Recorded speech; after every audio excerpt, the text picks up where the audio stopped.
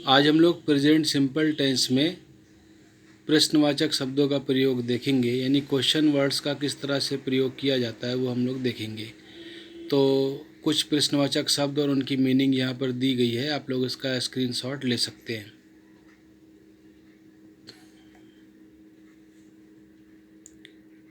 आप लोग इसका स्क्रीनशॉट ले लें, उसके बाद हम लोग इसका जो है वाक्यों में प्रयोग करेंगे।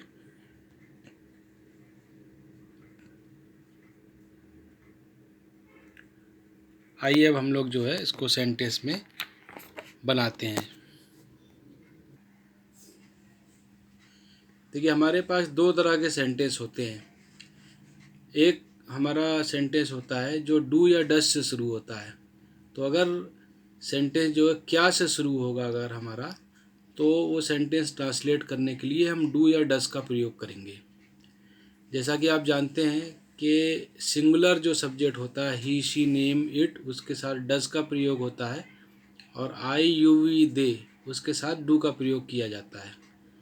और क्या से जो सेंटेंस शुरू होगा तो हेल्पिंग वर्ब से ही बनेगा, उसके लिए वाट का प्रयोग नहीं किया जाएगा। आइए इसको हम समझते हैं। जैसे हमारे पास एक सेंटेंस है, क्या तुम जानते हो। क्या तुम जानते हो, तो ये देखिए क्या से शुरू हुआ है तो सिर्फ हेल्पिंग वर्ब से बन जाएगा, क्या तुम जानते हो। और दूसरा सेंटेंस है हमारे पास, तुम क्या जानते हो।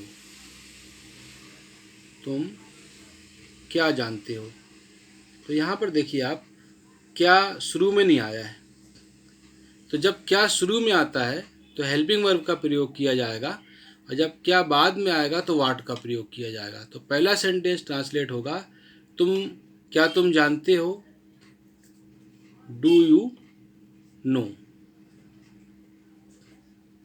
हेल्पिंग वर्ब हो गया। लेकिन यहाँ पर क्या बीच में आया है तो इसका ट्रांसलेट हम वाट से करेंगे, और हमारा जो है सेंटेंस हो जाएगा, वाट डू यू नो, तुम क्या जानते हो। तो जो भी हमारा प्रश्नवाचक शब्द होगा तो आप देखेंगे कि वो हिंदी सेंटेंस में कहीं ना कहीं आएगा वो। जैसे हमारे पास सेंटेंस है, क्या तुम स्कूल जाते हो। क्या तुम स्कूल जाते हो, तो यहाँ पर भी आप देख रहे हैं कि क्या शुरू में आया है, यानी ये हेल्पिंग वर्ब से ट्रांसलेट हो जाएगा, वाट की ज़रूरत नहीं पड़ेगी। तो हमारा सेंटेंस ट्रांसलेट होगा, do you go to school.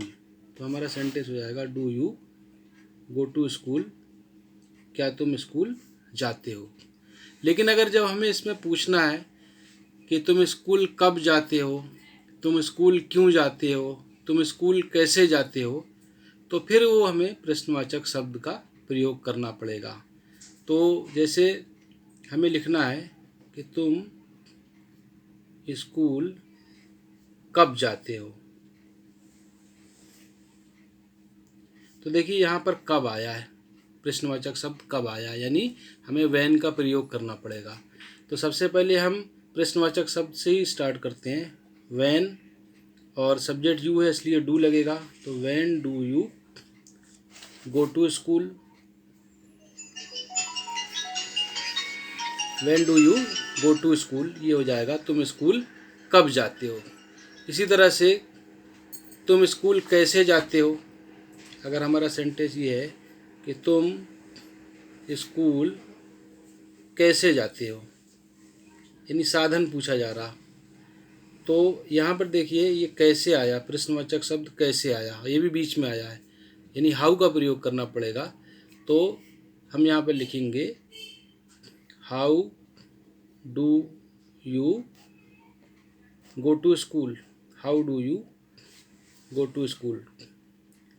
अब अगर सब्जेक्ट बदलेगा, अगर हमें बोलना है कि वह स्कूल कैसे जाता है, तो यहाँ पर ही आ जाएगा, और ही के साथ डज लगता है, तो हमारा सेंटेंस हो जाएगा, how does he go to school. इसी तरह से अगर मान लीजिए लेडीज़ के लिए आता है कि वह स्कूल कैसे जाती है, तो यहाँ पर जो है शी आएगा और शी के साथ डज लगता है, तो how does she go to school. तो इस तरह से हमारा प्रश्नवाचक शब्द जो है इस्तेमाल किया जाएगा। यानी बनाने का तरीका आपका यही होगा कि सबसे पहले हम क्वेश्चन वर्ड्स लेंगे, फिर उसके बाद हेल्पिंग वर्ब, और वो हेल्पिंग वर्ब जो सब्जेक्ट है उसके हिसाब से लगेगा। अगर यहाँ पर सब्जेक्ट यू वी दे और आई का प्रयोग है तो हेल्पिंग वर्ब डू लगेगा, और अगर यहाँ पर ही शी नेम इट कोई सिंगुलर सब्जेक्ट है तो हेल्पिंग वर्ब डज लगेगा। उसके बाद फिर हमारा ये वर्ब का इस्तेमाल करेंगे और बाकी जो रिमेनिंग वर्ड्स हैं, शेष शब्द हैं, उनको बाद में लगाएंगे। नेक्स्ट लेक्चर में इसके आगे हम लोग और सेंटेंस देखेंगे जिसमें और भी हमारे क्वेश्चन वर्ड्स हैं, उनका प्रयोग कैसे किया जाता है, उनको लेकर हम जो है सेंटेंस बनाएंगे।